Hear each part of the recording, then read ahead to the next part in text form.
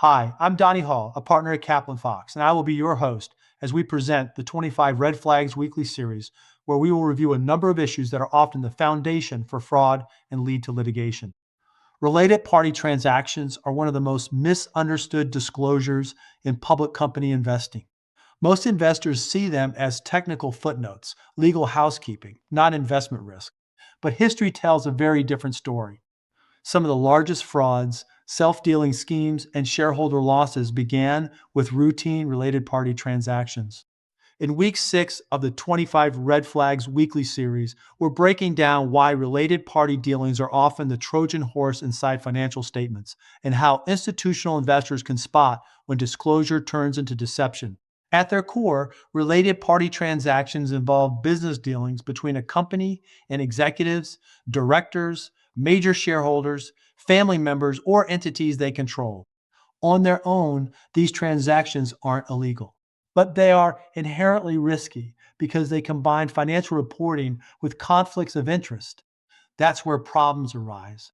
When management controls both sides of a transaction, traditional market discipline disappears. Pricing becomes subjective. Terms become opaque. Oversight weakens. And that's exactly why fraud often hides here. Not in outright lies, but in self-serving economics dressed up as disclosure. Consider the following case.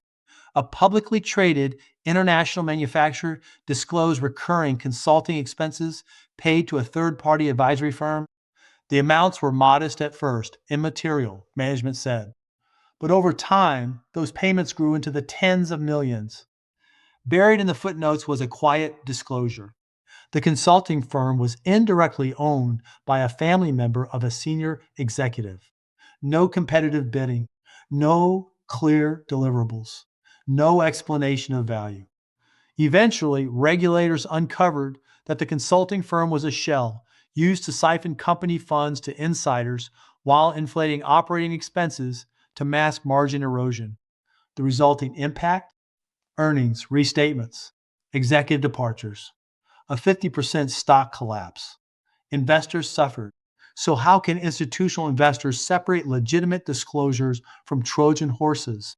Here are the patterns that matter most. 1. Vague descriptions. Terms like consulting, management services, or strategic support without clear scope or pricing justification. 2. Growing dollar amounts. Small related party transactions that steadily increase over time often signal abuse. 3. One-way economics. Deals that consistently benefit insiders but provide unclear value to shareholders. 4. Weak oversight language. Footnotes that reference board approval without describing process, independence, or review standards. 5. Coinciding performance pressure. Related party transactions that expand when margins compress or cash flow weakens deserve immediate scrutiny. One red flag may be explainable. Multiple together are rarely accidental.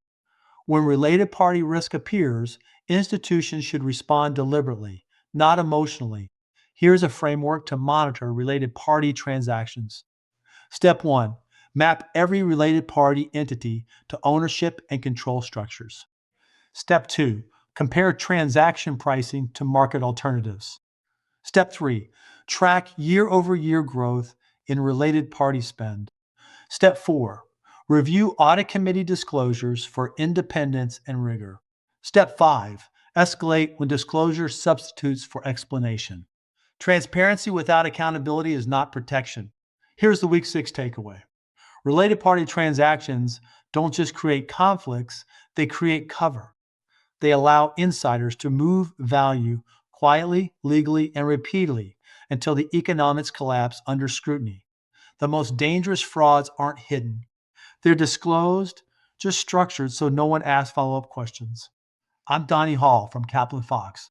This was week 6 of the 25 Red Flags weekly series, Related Party Transactions, the Trojan Horse.